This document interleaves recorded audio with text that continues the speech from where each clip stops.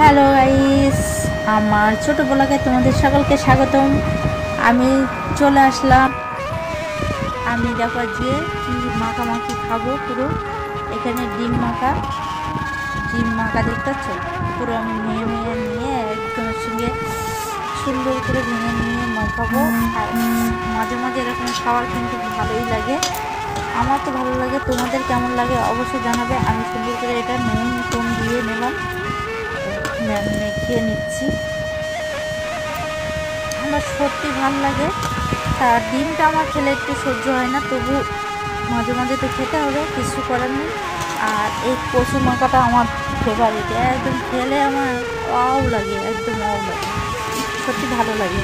আমার তরকারি অতটা ভালো লাগে না, কচু মাখা এত ভালো লাগে কি বলবো। আর তো আমার ডিমটা মাখানো হয়ে গেছে, সুন্দর করে মাখিয়ে নিয়েছি। আমি কচুটা মেখে নেবো। আর ওখানে দেখো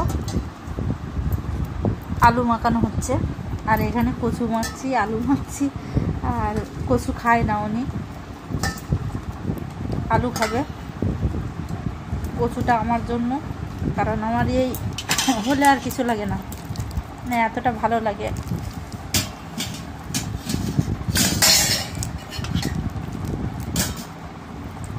সেই স্বাদ, একদম কচু দিয়ে মেরে দেবো, এতটা ভালো লাগে সত্যি বলতে। কচু মাখা তরকারি সে সত্যি ভালো লাগে, কি বলবো, এতটা ভালো লাগে।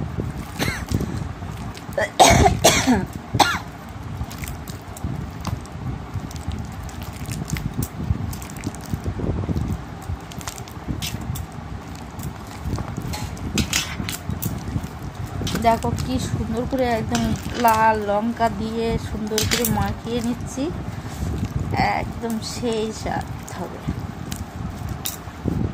আর গরম ভাতের সঙ্গে একদম লাগবে যা।